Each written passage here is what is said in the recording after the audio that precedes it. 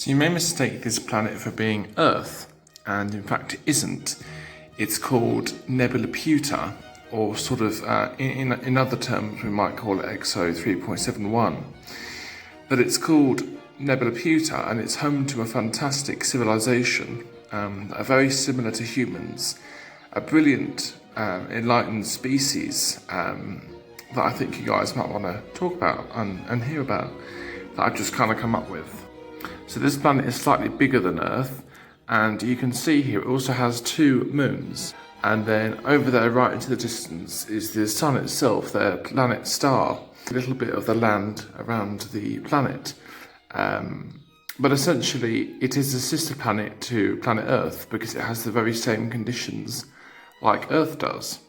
Except this here is an image of all the land mass, the map of the planet Nebula Puta. And you can see here there's various different areas that are more drier because they're closer to the sun.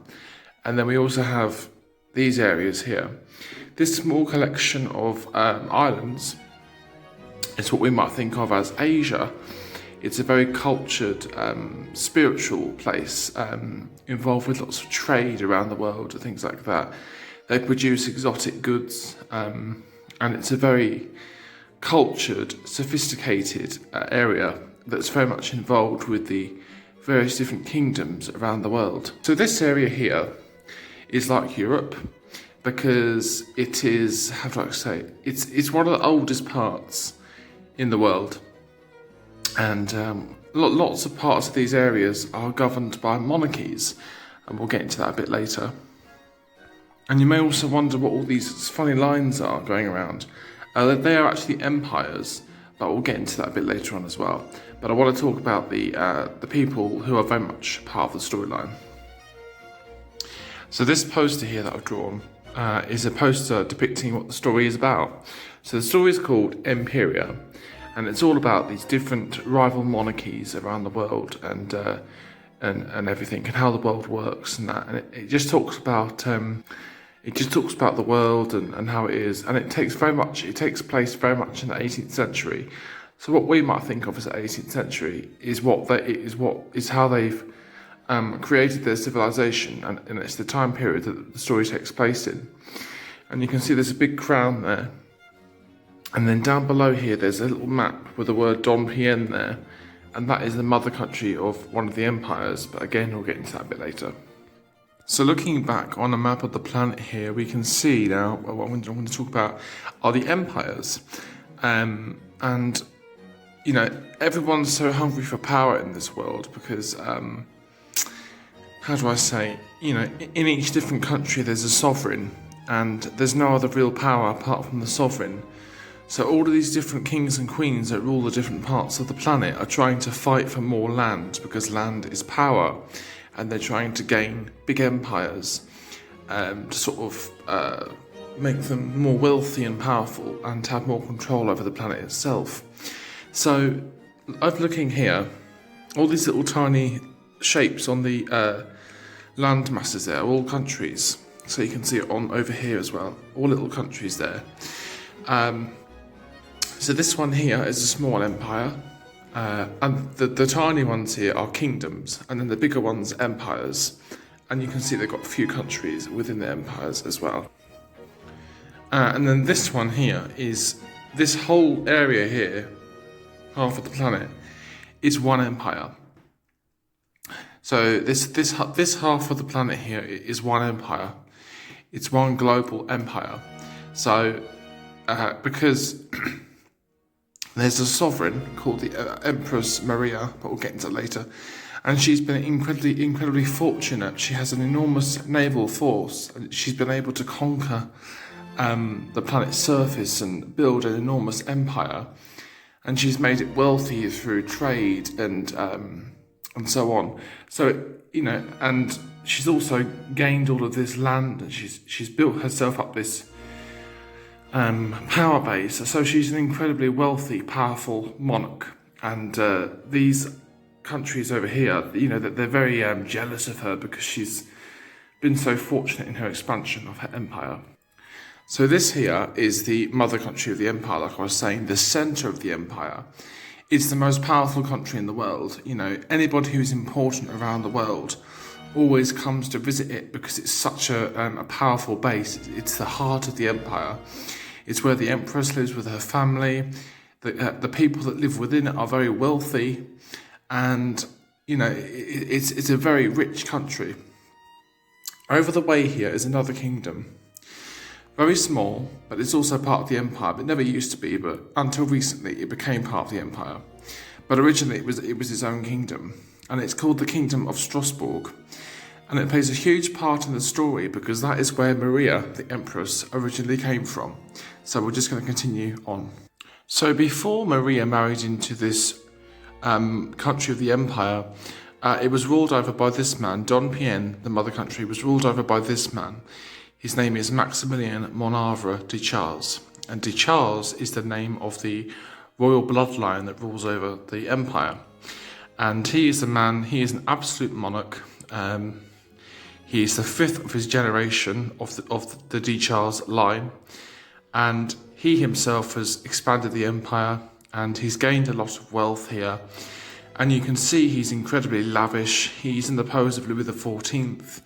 He's an absolute monarch. He's magnificent. He's untouchable. His empire is so enormous. He's untouchable. So here, this is when he's in his most prime, when he's in his most magnificent part of his reign. And let's talk about Maria now. So this is Maria, the Empress, after she settled into the imperial court, and she's been Empress for a few years. And you can see here she's extremely lavish as well. She lives in the same grandeur as her husband does. She's wearing this beautiful dress. She's draped in all of these beautiful imperial robes. And you can see to the left here, there's two crowns, and they represent different parts of the empire. So they're put in with her official portrait. There's a statue of Hera there in the background, Queen of the Gods. And she has a scepter there, and she just looks magnificent. And you can see she's got feathers on the top of her crown there. And that's because feathers were seen as a power symbol.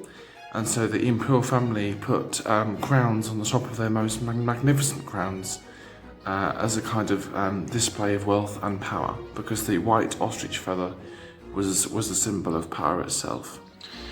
This is another image of the Empress here in her full power. This is a bust of her, so it's an idea of like a sculpture of her that was put in her bedchamber at the palace. She moves into the capital city, and she moves in there with her husband. They live in the capital city palace. It's called Augustusburg, and she lives there with her husband for a little while. Now, the Empress here has moved from a rather small backward principality, the Kingdom of Strasbourg. And then she marries into this family, this de Charles royal family, imperial family. So she marries in from quite a small medieval backwater, and then she's thrust into this limelight in this magnificent royal line of the de Charles family. So she has to get used to the very strange conditions of the imperial court, as well as the imperial lifestyle of an empress, etc. So Strasbourg, her home country, is a very medieval place. It's not really modernised at all, and the royal family there, her father, King William, lives. They live in castles rather than palaces. They live in fortresses. So it's a very old-fashioned place, because in Dumonte it's all very modernised, 18th century, whereas Strasbourg was much more backward. So Maria marries Maximilian, and she becomes Empress of the de Charles Imperial Empire. And she does rather well to start with. She produces lots of children, and we're going to meet a few of those now. So this is her firstborn son, the Grand Dauphin, Augustus. And he was the very first child of all of Maria's children. And he looks ever so magnificent here. And you might mistake him for being an emperor himself or a king, because he looks rather magnificent. To the left here we can see a crown, and this is his princely crown. And all of the empress's children had imperial crowns, her legitimate children had imperial crowns, not to wear but to put on display in portraits like this, to show off position at court and also their power. And he's got the feathers on his crown again to symbolise imperial power. And he's draped in all of these beautiful princely robes, as I call them.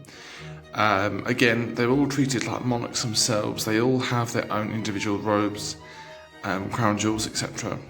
And he's posed here again like Louis XIV.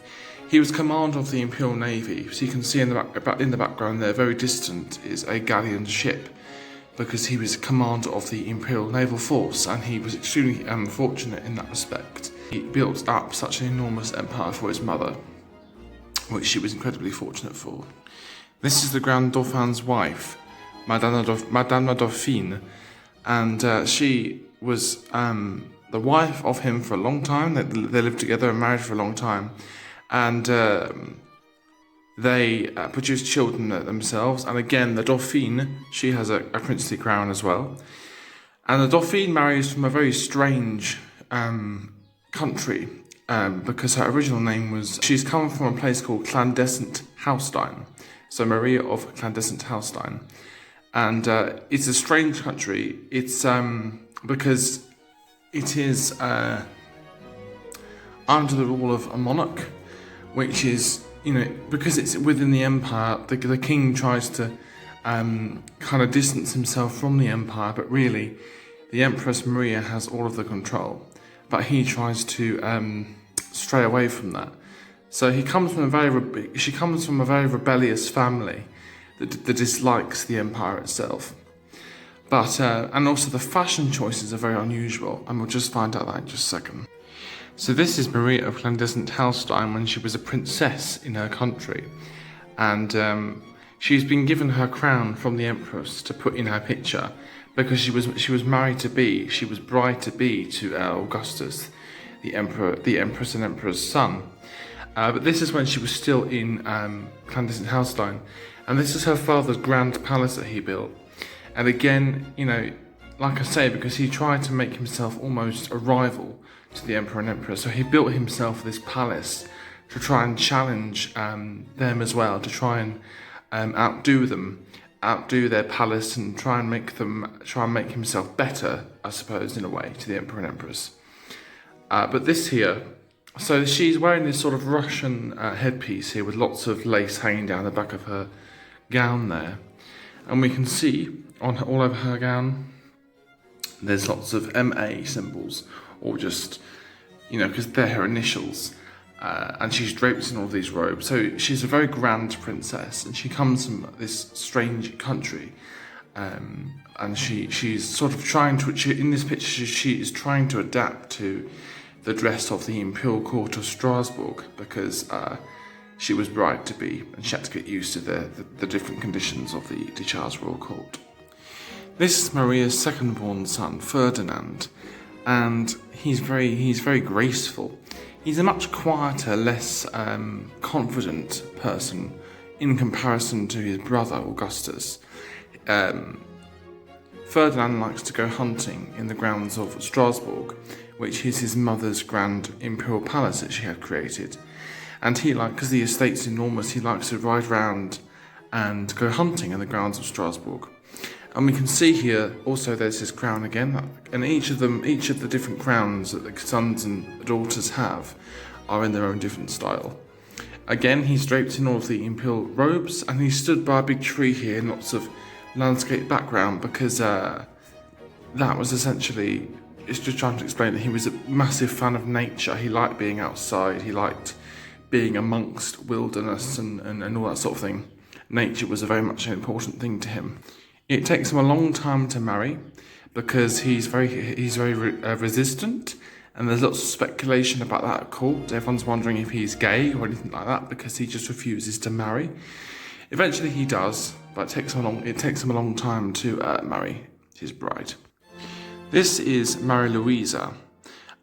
She's very, very popular at court. Everyone likes her because she's a very likeable person. She's very, she likes to gossip with her friends and wear daring fashions around the court, and people like her because she's different in a sense to her mother, but she still retains that sort of power-hungry side that her mother has as well. So opinions vary on her really, but She becomes vice-reine. Now, in the empire, how the system works is, because the empire is so vast, the Empress sends out her children when they're old enough. She marries them off to various sort of monarchs around the empire to become vice. So that monarch is then viceroy and she's the vice-reine. Essentially, that means that she's queen, but she doesn't hold any official powers, but she's queen standing in place of the Empress, so she's ruling in the name of the Empress. So in these different parts of the empire, many of her children go out and rule these different areas of the empire, and sort of become viceroy and vice-reine, and that's how it kind of works, really. And also here in the background you can see her private chateau there, of Conti, which it's in the grounds of Strasbourg. So Strasbourg has there's a big massive estate which is the official imperial sort of domain, but then there's other smaller estates built around it that belong to her children and important members of the aristocracy and things like that. So anybody of importance would be able to have their own private chateau in the grounds of Strasbourg, to get away from the hustle and bustle of the imperial court and the gossip and the intrigue and the stuffiness of the imperial palace. This is another interpretation image of the Empress, so it's an idea of her, looking very magnificent. She liked to wear these sort of collar pieces and dress as extravagantly as possible all the time at the court. She's looking a bit like Marie Antoinette here with her tall hair, but she was a fan of big hairstyles. And also we can see the imperial symbol there all over her dress, which is the fleur de lis, but it's got two extra bits on the side there. So she takes inspiration off Louis XIV and things like that, I guess. Well, she just develops a style very similar to that of Louis XIV and the French court. And you can see here she's got her imperial sceptre with the feathers on. And yeah, she just looks magnificent there, and I just wanted to show you guys that picture. So this is Ferdinand's wife. Ferdinand is the son of the Emperor and Empress, and this is his wife. And she is a very haughty, educated lady, and she eventually becomes vice-reine with Ferdinand later on in the empire. So they move out of Strasbourg and they go and move into their own kingdom and rule in the name of the Empress. And here she looks magnificent. She looks like a queen. This is when she is vice-reine. She's holding her imperial sceptre there, and you can see her crown of empire. But she, like I say, the vice has no official imperial power. They just, whenever they want to make any kind of changes to their kingdom, they have to ask permission to do so first, that sort of thing. So they don't have any official royal power, but they just rule in the name of the Empress there. This one is the Duc de Clefair, and he is a duke, and he's very haughty and aristocratic, and he likes pomp. He's very autocratic, and he believes in sort of divine right of kings and all this sort of thing. And the world is changing, and the idea of the divine right of kings isn't so popular. So the emperor, this guy here, the Duc de Clefair, is disliked because of his haughtiness and his pompousness. And here you can see he's dressed very, very grand. He again is part of the Imperial Navy, so he sort of is commander, second in chief to the son of the Empress there. And he also is part of the Emperor's official Imperial Council, so he would sit in there. Very important men of the realm would come in and discuss the running of the empire and the country as a whole. And he was part of that because he was a very wise man. And he's dressed in all of these grand robes. He was a very wealthy man. He comes from a long line of the Clefair family, who are a long line of ancient aristocrats. He has his own massive chateau outside of Dompierre, out in the countryside, surrounding. So that's where he would go and escape the country for a little while. And he would come back and, come and go as he pleased. Eventually, he is invited to live at Strasbourg because much of the aristocrats that are part of Dompierre, they live in spread out areas of Dongpian around the countryside, and they rule different districts of the country. But the Empress is worried about them plotting against her because she has a lot of power, and and people dislike that, a woman in charge sort of thing. So she wants to invite them all to Strasbourg, her palace, to keep an eye on them. So she invites the entire aristocratic families around the country to come and live at Strasbourg, and they all move into sort of small apartments in the palace, and they also build houses in and around the palace itself, but I'll talk about that a bit later. He's also seen as very chivalrous, so he's got a shield there with his family image on it, the double-headed eagle. He has scepter there and a sword, so that's sort of the Duke's jewels essentially. He has his crown there, his ducal crown, and he has a badge of honour there and a scroll because he's part of the council. So all these different little things add into his grandeur, but he is a very, very magnificent man. This is another idea of the emperor. So in this image here, he's ruling later on in his years, so he's a bit older. You can see he looks a bit older in this picture, and he strays away from imperial court duties, his royal duties. He strays away from that, and he much prefers to spend time alone. He likes to spend a lot of time in his grand chateau that he built in the grounds of Strasbourg. He bought his own estate around there, and he built his own palace, his own chateau, where he could have parties and be naughty really, and get away from the rigid etiquette of Strasbourg. He liked to stay there with his mistresses that he starts to have, because the males in the imperial family tend to be very they like to have a lot of mistresses, and the emperor is no different to that. So he likes to be away from the court, spend time with his mistresses, have his dalliances. And this image here is a small image of his palace there in the grounds of Strasbourg. We can see his name, Emperor Maximilian V de Charles. There's a small image of the planet there because of their wealth. They often put globes in their pictures to represent their power, their worldly power. And yeah, let's move on. And another thing, in the Emperor's later years, he started to wear wigs, as you can see. So this big full headpiece he's wearing is in fact a wig. So this one is Madame Dumonte, and she is official mistress to the Emperor for about 15 years, and she really becomes his companion. And the Emperor really spoils her. He gives her everything. She's wearing robes here, which is very unlikely for a mistress, Typically that's just for members of the royal family, but here she's been given a set of robes for herself to wear. She's standing in the grounds of her chateau that she has. Now this is also very odd, because mistresses don't tend to have their own private chateaus in the grounds of Strasbourg, but the emperor has built her one and given her a little small estate as well. And you can see there's like a sort of neoclassical pavilion there in the background, because she really embellishes her gardens around the estate and gives it lots of grandeur. But she's one of my favourite characters in the story because she's just so rebellious. She likes to be spoilt and live this lavish lifestyle.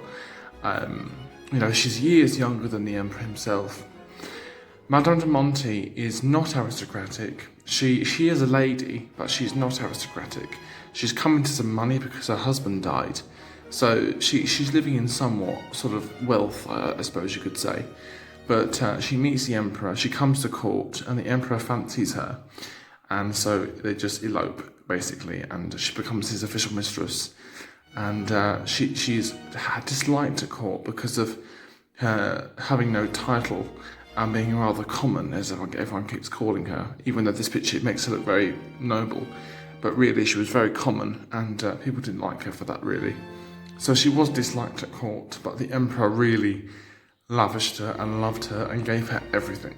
So that's just another little thing there. So this is an image here of the Daiquiltop Sisters, who were companions of the emperor as well. So after Madame de Monte died, the emperor favoured young, attractive women. And these girls were no exception. They were great beauties at court, and the emperor really liked them. He had each one of them at different times, and the girls were just very notorious because they were very mischievous, and they liked to misbehave, and they couldn't really control their laughter at very stiff court ceremonies. So they were very much playful girls, and the emperor really liked them for that. This one is Celine, and this one is Maria. Augustus, who was the Emperor and Empress's dauphin, the firstborn son, he also had a mistress. This is Anna Victoria, who was a foreign-born aristocrat, and she came to court to visit the palace and everything, and the young dauphin at the time really fancied her. So while he was married to Maria of Clandestin-Haustein, he also had this lady here. So he basically, the emperor and his son had women for business, so that's what would be their wives, and then they also had women for play, which would be their mistresses. This one is a scene inside of Strasbourg, and it's to give you an idea of its grandeur, because the Empress really made it her sole creation, and she put so much into it. So the palace was enormous and extremely grand, and the state apartments were no exception. But Strasbourg was a very strange palace because members of the imperial family, so the dauphin, his wife, the emperor and empress themselves, and most of the emperor and empress's children, the archdukes, the archduchesses, lived in their own separate residences. So Strasbourg was a complex of different small palaces all connected together as a whole, and we'll talk about that a bit later. But this is the Empress's state drawing room in her palace. And it's very, very grand and beautiful. And this image here was inspired by the painted hall at Greenwich College in London. I drew this lady here to sort of represent how big the room is, because the scale of it is enormous. There's the door there and the little pieces of furniture, so the room is enormous.